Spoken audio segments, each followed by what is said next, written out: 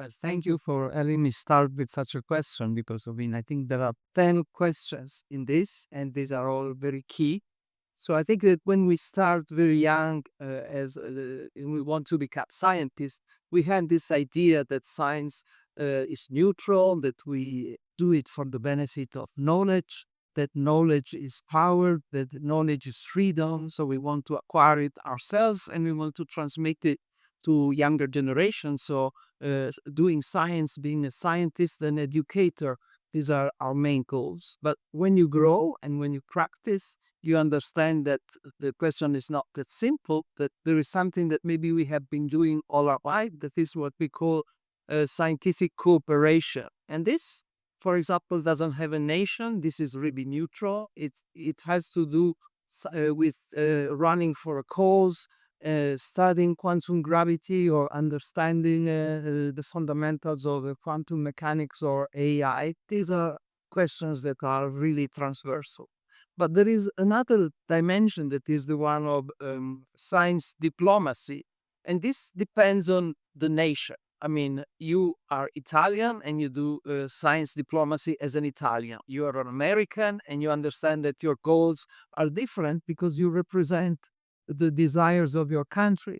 So I think that there are many different aspects and many dimensions, and it's not really obvious and so simple that science is neutral. What is neutral is our desire to transmit knowledge to everybody so that this is really a value for society. So I think that going around with more questions, these ideas will be more clearly specified. For example, UNESCO is a big organization, very idealistic, and one of the main motto is really that you have to build peace. Peace is not something that you find around, but you have to build it. And since the war starts in the mind of men and women, it is in the mind of men and women that you have to fight for peace. So this is very abstract. They want to do it with science, with culture, and with education.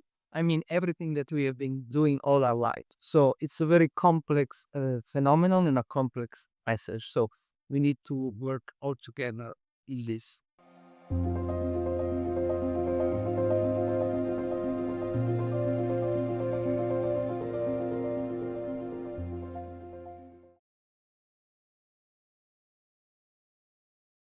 I mean, science is not in theory, it's about competition because science is application, technology, economics. So, I mean, it's kind of very, say, naive question to prevent that. So one way out, which is supported by all the people, is to use open source software for the development of AI, meaning that when you deliver a tool, you have also to deliver the code so that everybody can use it. And this makes a lot of sense. Llama, so Beta is doing this, and also Seek from China is doing this. But on the other hand, all the others are not doing this. So I think there's a big war behind the AI. In particular, American government believes that the next steps in artificial general intelligence, also to happen in the next, let's say, 5 or so years, is going to have a huge impact in economic competition, and therefore they're trying to put under pressure or other countries. For instance, China does not have access to the latest chips, and so on and so forth. So they really believe in this, and this is that. And I think that the real question we should ask is, what is Europe doing on this? Because the US have been doing this more or less peaceful, but since the Second World War. And so clearly now we see the worst aspects of that society. It's not bad. We have good aspects also. And so what is Europe doing? And currently Europe is doing great. Well, says it's US within nothing. So we are regulating AI, which is fine, but it has no impact. So because we cannot regulate or don't use. So I think we are in a very bad situation, and we see if the political class is capable of do something together. any AI project it cannot be confined to a single state. So it has to be an European mission. To give you some numbers, LHC experiment had a cost which was, let's say, cutting everything between 30 and 50 billion euros. Okay, that's exactly the cost of OpenAI. So that's it. I mean, we can talk about many things, but that's the substance, and we have to.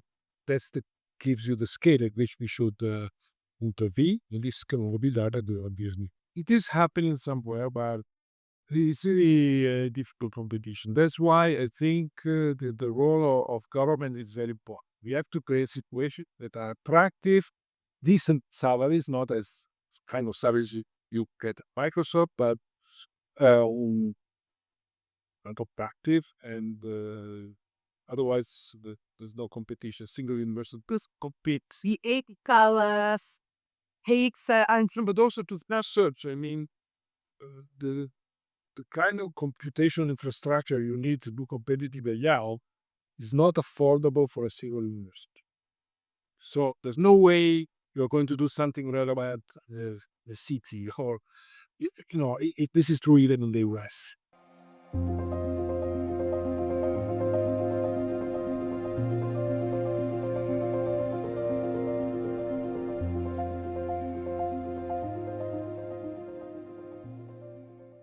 And this is a very complicated issue. The way it happened, as I mentioned this morning, particularly came to the fore recently in the invasion of Ukraine by Russian Federation. Yeah. And how do we deal with that in the context of the lab, which is built in science of peace, that led to fundamental discussions, not just in council, but also in the CERN community. There's a little discussion at CERN, surprisingly, about Israel, Gaza. So we struggled with that, and there's a lot of protocols at CERN to ensure that there is no obvious link to workers' industry to avoid dual use. Lead separation is difficult, but the issue of CERN and science of peace is one that actually means something. It's maybe not perfectly implemented, but it is pursued with passion and looks up with integrity, and really see it. And so there's very little electoral discussions, political discussions, always tension because people are focused on science. That's what unites them. It's not what divides. So I think that's a very important principle to keep in mind as people work on daily basis. They look what they have in common, not to the separate.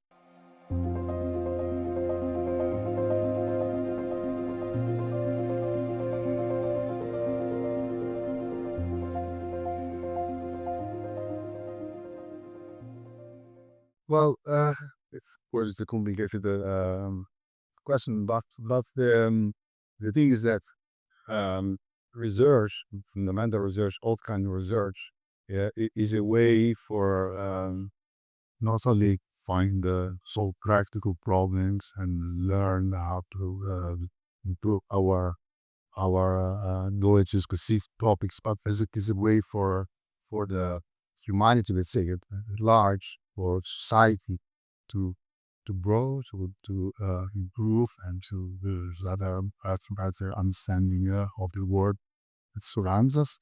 And that's all of us mentioned in our talks, the consequences, and it can be a sort of applications, of marks of this kind of work, where you will with the August that it's proven in historically that there will a prize later, will come later, and often they're not expected surprises and so on. So there will always be some habitudes or urgings. Of course, there is war, there is a lot of third world countries which have problem with health and so on. But we should not, for these reasons, not give funding to fundamental research. I think it's always important to keep to keep going. Maybe I can write movies.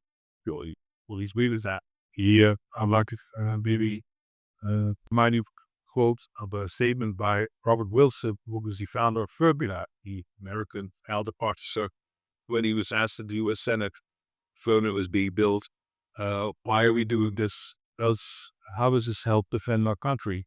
And he said, no, but the basic words defender. You remember this episode of the British Prime Minister that was visiting Faraday's lab, right? And was asking Faraday, is electricity, what is its practical use? Okay, Faraday asked, I don't know the practical use, but you will put taxes on it. Yeah, so Faraday was seeing the development, and it's true. I mean, light bulbs were not invented by perfecting candles. Okay, you read new ideas, even if they sound theoretical and abstract. So it's something that every one of us is convinced of. Okay, so the funding of fundamental research, physics or other sciences, biology, and so on, is indeed very often in the hands of politicians. And this we know every day. And our colleagues in the United States know it very well because now we have projects that have terminated from Italy to the Mark. That's goes like there is what the responsibility of scientists lies, right? To organize themselves and to have an impact on politics. This is what we have to do. It's typically like the one of pursuing scientific knowledge. It's on the same level. And in this duty, indeed, we probably are not really doing all we can do. And I would very much like to discuss suggestions for that. What kind of organization can we adopt in order to have pressure on governments? The level of funding or research is pretty low, if there is better. Therefore, it is, as we say, fight them and poor people like we are talking about. And so, assuming this, rather than just say that science is for everybody, is tool for that, which I think we all agree on this is fantastic. That's the reason why we started working with it. But this is not the real question. The real question is how do we decide for what to fund and how do we deal with the political system? How conservative are we with respect to our individual fields? How open we are with respect to what is needed for society? And just think about climate change. I want to talk about myself. I mean, we've been doing that, just to say something.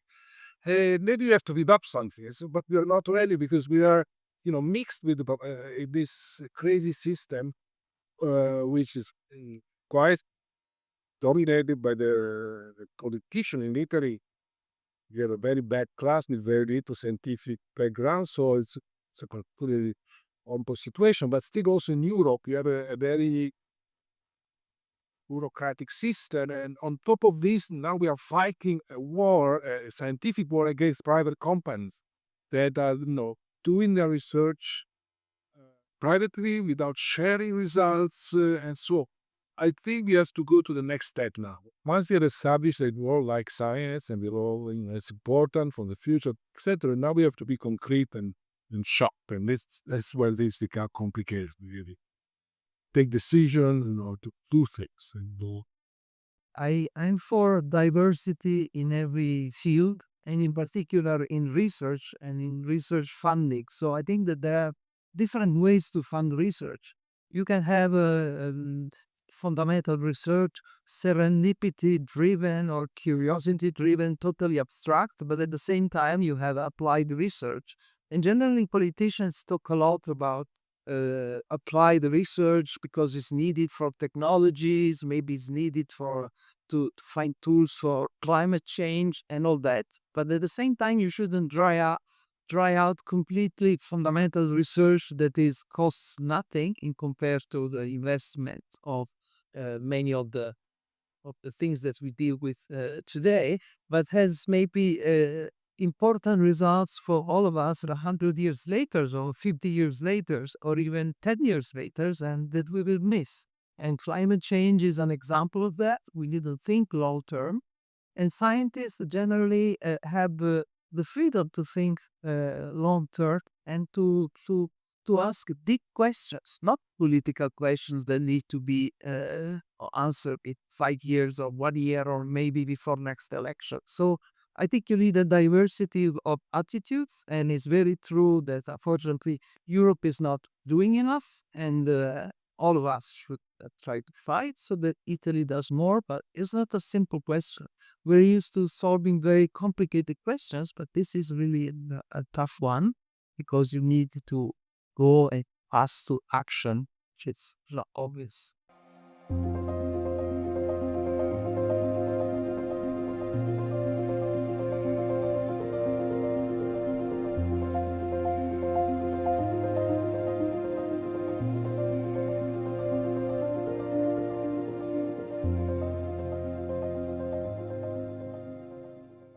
Yes, that is another great question, and it's a question which concerns mainly the young people that perhaps would like to start, keep it going, starting a career in academics.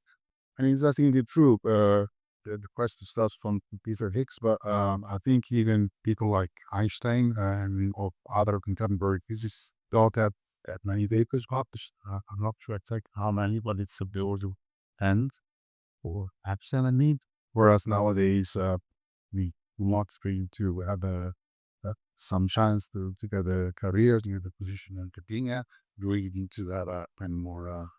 One of the reasons for this probably because the information itself is circulated so quickly that there are uh, many different groups and the ideas spread very quickly, and there are many more people working on not say the same topics, and so also there is a lot of competition.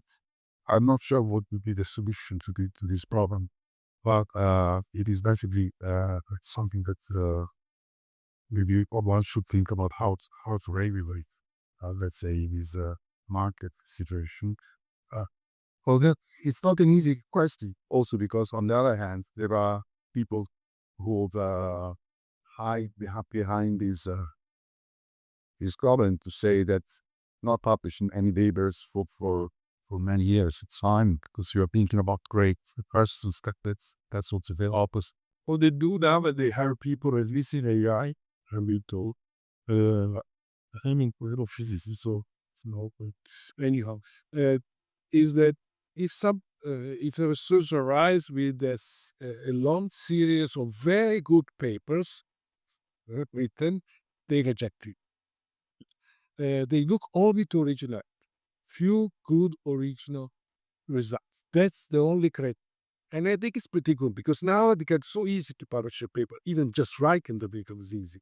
Not to mention physics is a hard topic, but other fields of science are more soft in some sense. It's very easy to write papers, and there are more papers than reviewers available. So in the system has become totally crazy. So we need really to reject people that publish too large, essentially, and just focus on original.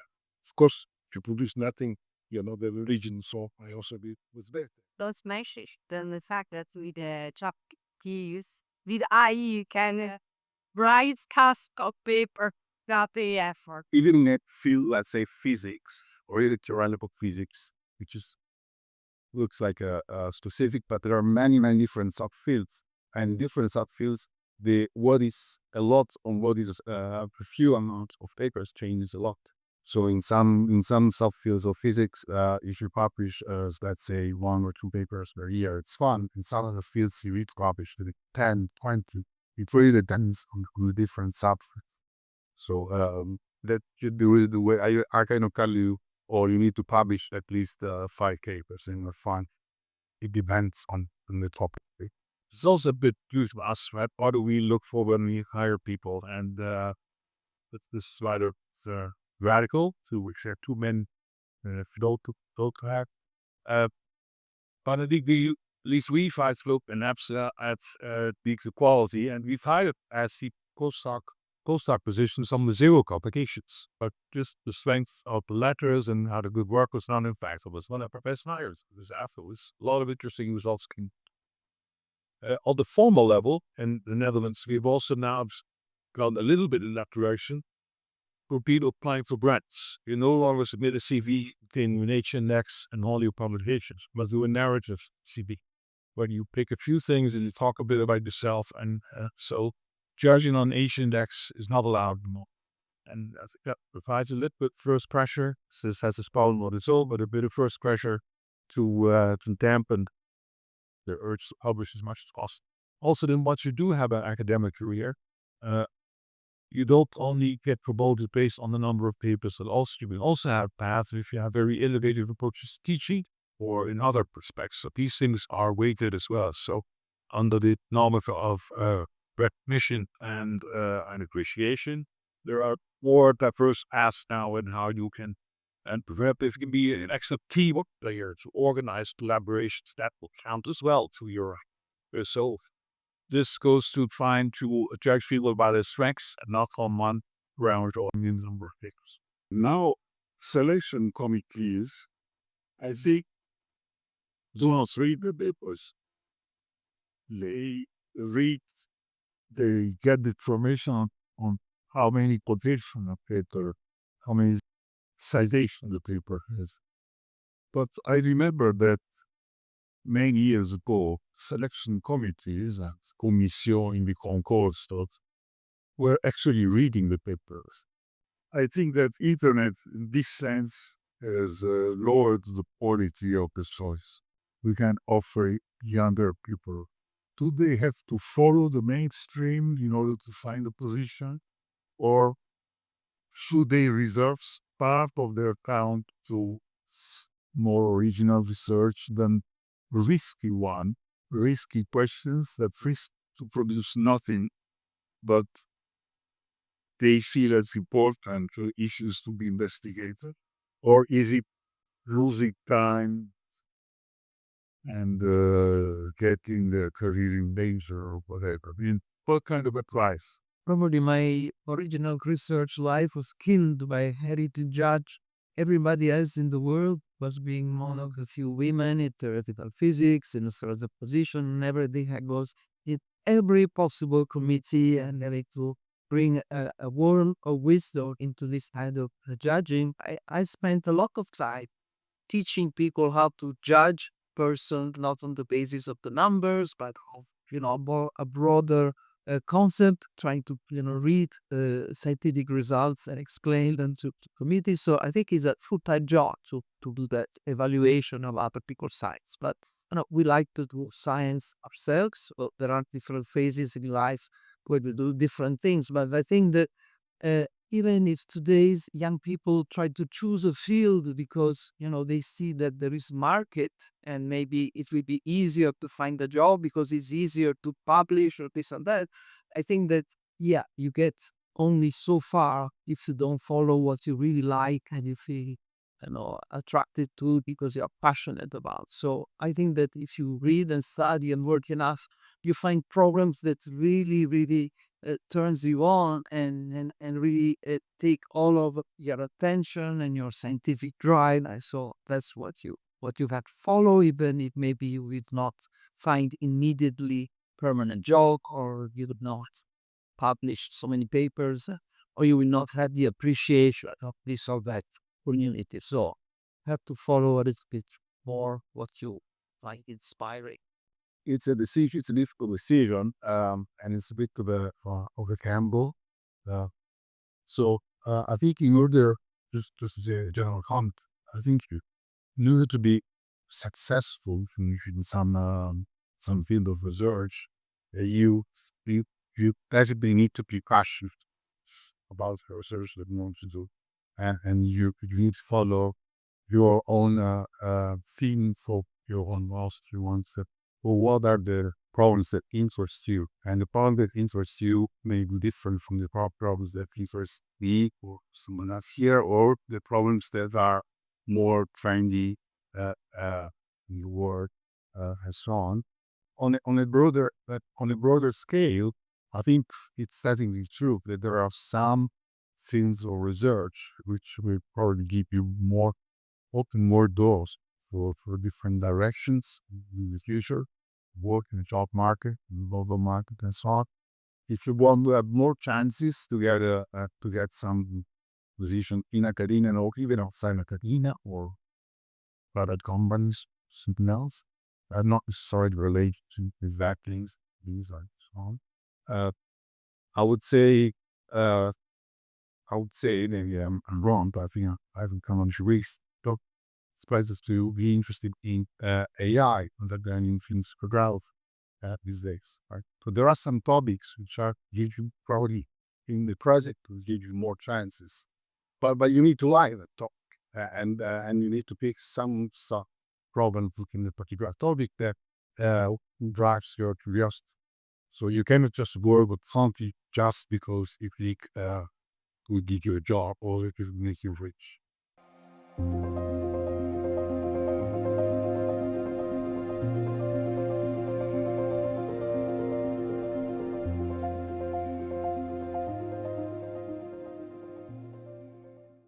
I'd like to specify one thing that AI is a research field per se. It says that there are open problems, understanding intelligence, the brain, and so on and so forth. And it's becoming, and it is already a tool for scientific research. I mean, the scientific method now is an extra tool, which is AI. So now the matter is to understand what it's doing, which are the principles, and to be I think it's a kind of a lifelong learning process that we have to deal with in the future. Everything is accelerated. So my personal opinion is that one should not specialize too early and focus a lot on methods and interdisciplinary methods with a lot of the best chapters. I think this is our position with strength, so they know math, physics, through modeling, they know a bit of science, so it's a kind of a very good trade. But in my opinion, for the future, one needs to know math, one needs to know computer science, which is another type of math, was the multiplication. One needs to know physics in the sense, so it's the science that uses math for modeling in the most sophisticated way. So, which is very important, for this in the future. And one so needs to merge all these aspects. So my advice is not to specialize too early. Just once you learn, so it's hard part. It's very heavy, but it's highly satisfactory, and it is going to give you the possibility of being, keeping yourself ahead of what's going on and happening. So once science has changed. It's not the same science as 100 years. It's totally different. It's like the disciplinary, still the academia is a bit old in this respect. And so maybe in this plenty of what to criticize what observes, I think. But so my advice is not to specialize in how to schedule these fundamental aspects. So even, being a computer scientist that follows 30 courses on software engineering doesn't make you an expert in AI.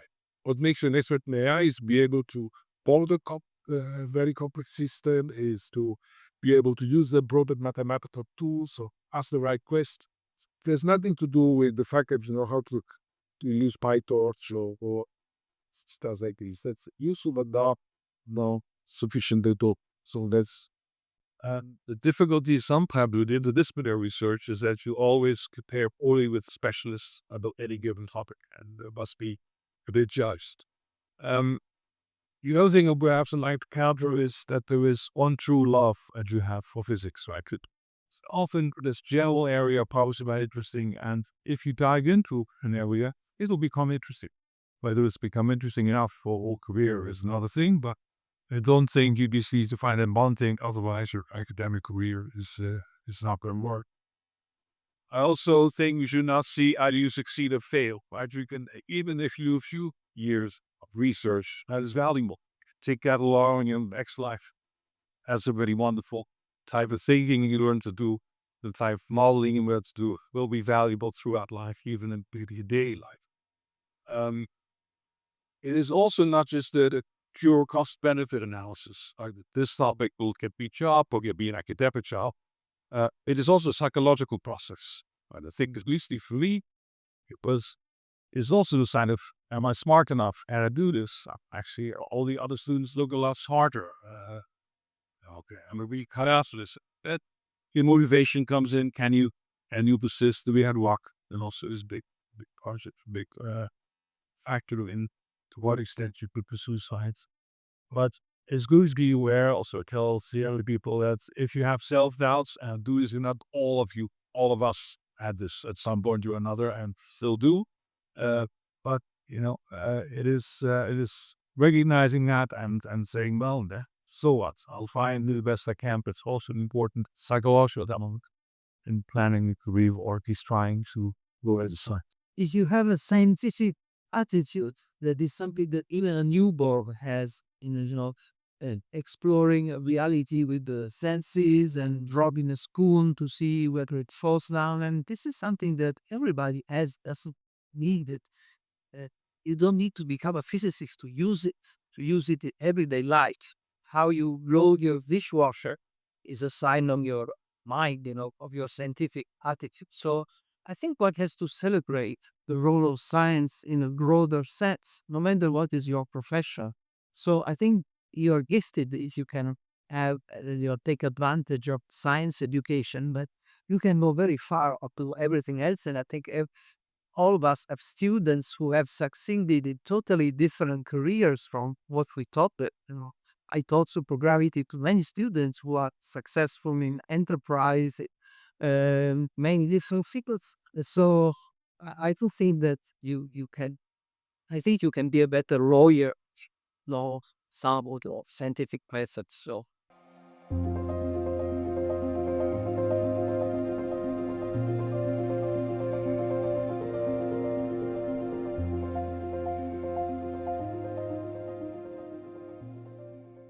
But I wanted to propose a quiz, which is this one, about responsibilities of scientists.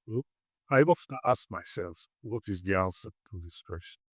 Suppose you read in a newspaper a very bad article about scientific stuff, okay? There are some journalists that really do a bad job of writing scientific accounts of some discoveries, etc. Now, what do?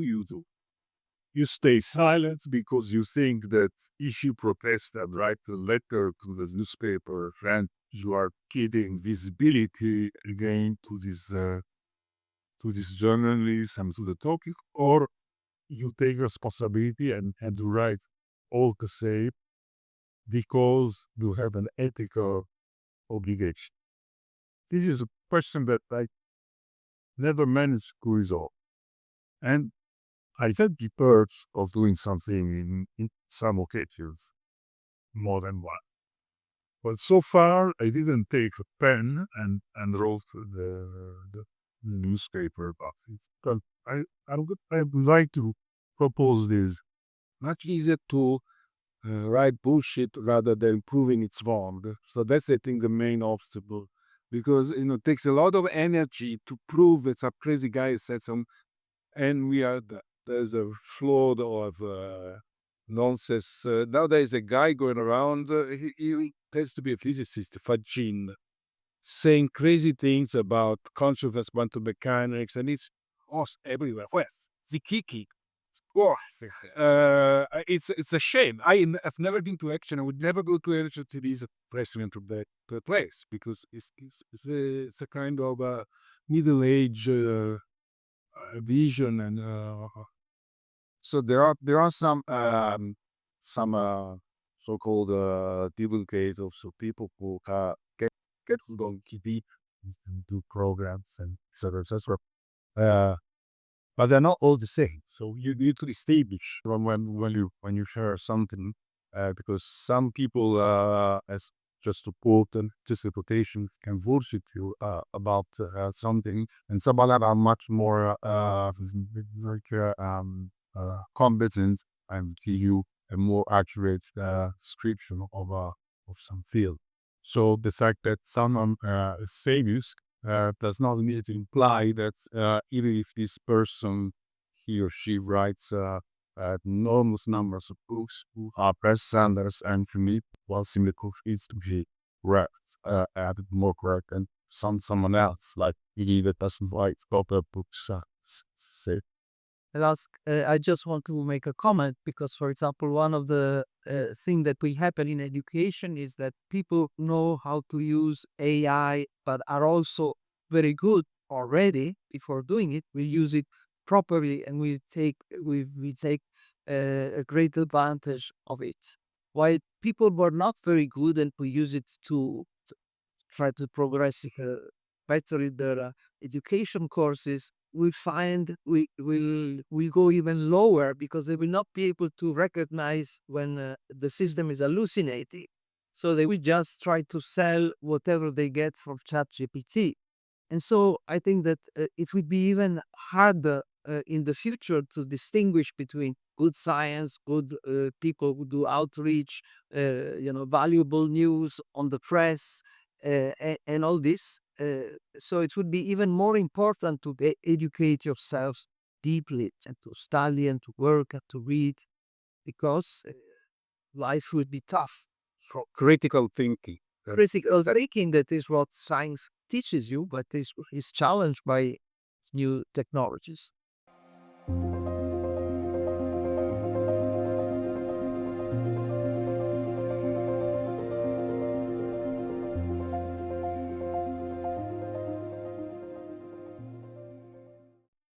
Well, ideally to both need, but it is hard to engage as a scientist with politics. It's completely different way of thinking. It's easily said, but to do with it with its impact is difficult, and you must be suited for. Right? Not everyone is, and so that would indicate that you must organize yourself in a larger cluster, not as an individual, and pay the right representatives who have the talent to do that effectively, and support them. Support them not by cheering them up, but also by maybe creating time for them such that they can still do other stuff. But it's hugely time consuming. It is. The other side, at CERN, but also in other labs, other universities, bring the politicians to the scientists. And not just to see what they do, but talk to the scientists. That's hugely stimulating. We had a talk show on Buzz TV for many years, where it was regular room for young scientists to come and talk, and that was so enthusing for many people. They love to watch this, and it was at a very high intensity. So you can reach, and this is also like audition. So you can do both things, but you must think how to do it and what is the most impactful. Because if you are not careful, it takes a huge amount of time, and it is a noise frustration generator. So yeah, it's a good idea. We should do it, but do it the right way. We have a colleague, Robert Benjamin. He is a flying scientist that went to politics and became a minister in the Netherlands. And so he was also the director of the Institute for Strategic Studies, PRISA, for many years. And apparently, in an interview, he said that he was in some parliament meeting or something, and they say, "Oh, but you know, you are amazing as a politician. How does it work?" And he said, "Well, I'm listening to other people while everybody else is looking at the phone, trying to connect with somebody somewhere else." So I mean, just a simple attitude that we have, like when we sit in front of a blackboard, try to brainstorm a problem. You are there with all of yourself. You think, you try to make hypotheses, you exchange with every possible way with your colleague. Why in politics this very seldom happens. You try to have very quickly a result. You try to have to say something that would make you look very good as politicians. So I mean the battles are really different, and so a scientist that goes to politics very often has good results. Vice versa, I don't think it's possible. It's just simply impossible. And also, as a scientist, in the phases of life where you want to do good science, you cannot do anything else, absolutely anything else. You really have to put yourself there 100% in order for your brain to function in a regime where you produce original ideas. I don't think you can do everything. I think that there are phases in life in which you contribute to different fields. This, yes. I don't know what is exactly the psycholo- s- psychological advice that Tullio Regge would follow for his interaction with politicians, but I can try to guess. And I think he would say, look, you can have some advantages for the progress of science from the politicians if you convince them that it is worthwhile for them, right? You have to convince them, look, if you do this, then your popularity will increase. We have more votes at next election, but you have to be smart in order to convince them. You have to enter their way of thinking and then to invest a lot of time into it. And he spent 5 years in the European Parliament. So it is really a different phase of your life. I'm not sure that when he was in the European Parliament, he produced scientific papers, right? So it's true. We have a responsibility, and I think we have to take it at some stage of life. Before the Brits of Kafka, I just say that actually Tullio Regge deliberately went to a phase when he returned from the institute from Princeton, where he spent about 25 years. When he returned to Italy, he really decided that he wanted to start a mission more oriented to the general public, to popularize science, to make an effort for society at large, rather than what he was doing earlier, that was mathematics at the highest possible level, at the most sophisticated level, and mostly individually. His mind was working at such a pace that he was mostly alone in all his major developments. So he deliberately decided when he returned to Italy that he would work for society. So, but not only Tullio Regge, you don't need only the Tullio Reggias. You need the regular people who make an effort. Otherwise, it just would not. The statistics would not work. You need more people that do something for society as scientists.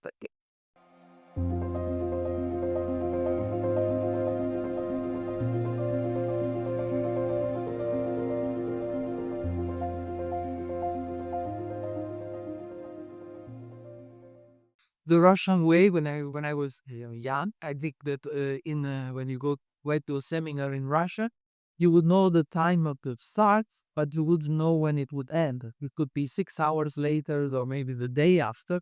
Whenever there were ideas flowing, you would stay in front of the blackboard and discuss with your colleagues. So I have just one comment on top of my head. Um, I think such videos or clips that you're mentioning, I've not seen them in more or less in Egypt, that they are certainly bad, and they're bad for people health. So I make a parallel in my mind with cigarettes. And when you buy cigarettes, on the cigarettes, you see that this is bad for the health with some explicit pictures. So one suggestion I could give is that when there is such video, there should be some, well, not a bad picture, not something scary, but some wording that the content is not sort of scientifically thorough, something that accompanies such videos. The fact is that it's hard to discriminate from one. There should be a guide that certifies that some videos are made by professional people, even if they are short, they can be good. I'm ignorant of this kind of communication, but I recognize that it can be used if it is well done. So I remember if you read Wikipedia, which is very quite good, but it's explicitly written that the content is not checked. So this is clear on your Wikipedia. It's your own risk. So you have to take with a grain of salt what's written there, and would say something similar for such videos. Beware that what's been discussed here is not necessarily a complete truth. But who would give this advice?